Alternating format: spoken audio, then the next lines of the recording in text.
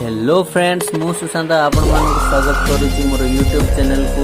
जदि आम चैनल को आपण सब्सक्राइब करना ताहले जल्दी करंतु। आमे समस्ते जानिजे विश्व रे जहाँ सृष्टि हुए ता अंत मध्य घटे।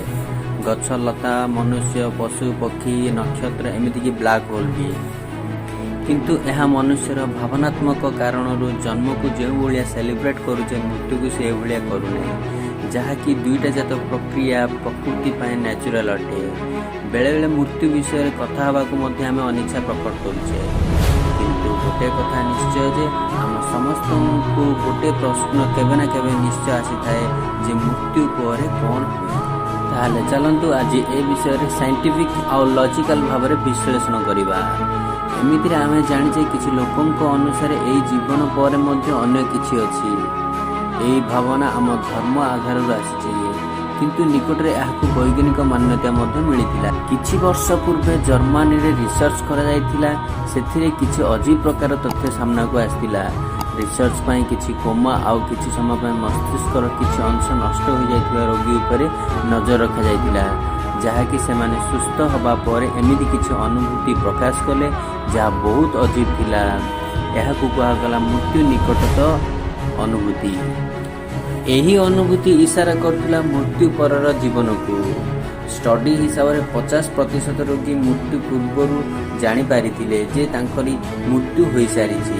किछि रोगी खुशी अनुभव करथिले, आउ किछि रोगी निज शरीर उठी सेही शरीर सह मुहांमुही देखि पारुथिले। किछि रोगी मरी जाइथिबा लोकंक सह कथा होइथिले एवं किछि रोगी को दूरରୁ आସୁଥିବା आलोक आउ निज पूर्व पुरुषों को देखि पारिथिले, किंतु ए स्टडी पूरापूरी भावे ठीक नथिला। आमे जानिछे विज्ञान कौन सी जिनस को सत्य मानिबा पय अलगा अलगा जगह आउ अलगा अलगा लोकंक उपरे प्रयोग करिथाए। तेणु ए स्टडी को पूर्ण करागला यूके यूएस एवं ऑस्ट्रिया रे। एथर रोगी संख्या अधिक थिला आ विभिन्न प्रकार रिसर्चर्स काम करथिले। शेष रे जणा पड़िला मृत्यु गोटे घटना नाही, यह एक प्रकार प्रक्रिया जहा द्वारा शरीर बहुत घटना घटुची, जेमिति कि बहुत महत्वपूर्ण अंगर कोष बा सेल मरिबा आरंभ होता है। किंतु एही प्रक्रिया को ठीक चिकित्सा द्वारा बदलाई पारिबो, जहाँकि डॉक्टर माने करिथांती। ताहाले एही स्टडी रे केवल 9% रोगी मृत्यु निकटत अनुभूति को प्रकाश करथिले। सेथिरु 2% रोगी निजको शरीर बाहर अनुभव कले।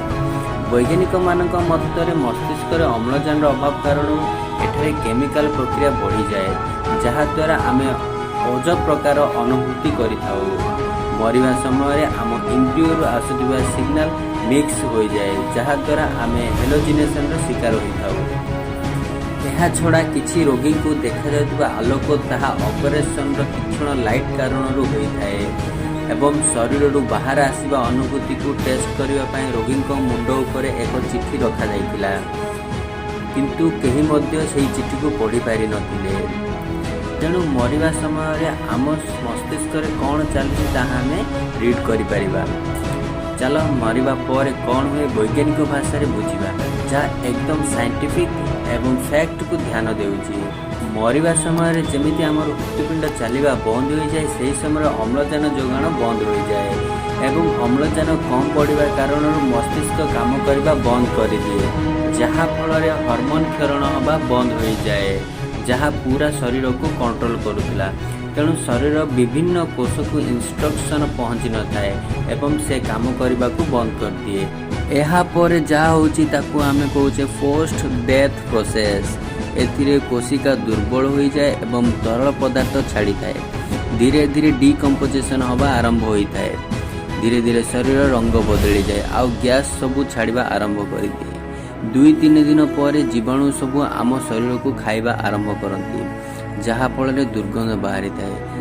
फल विभिन्न पोकमाछी आकर्षित होता है। यह पर शरीर रंग कला हो जाए। जीव कीट यही शरीर को खाइबा को प्राय 1 वर्ष पर्यंत लगाई थांती। यह पर केवल बाल आउ हाड़ रही जाए, जहाँकि वृक्ष आउ जीवजंतु खाई दियंती। 3-4 वर्ष मध्य शरीर पूरा माटी मिसी जाए। आपणक मतरे मृत्यु पर कौन हुए ताहा हमको कमेंट बॉक्स रे लिखंतु एवं जदि आम वीडियोटी भल लागिला ताहा लाइक और सब्सक्राइब करंतु।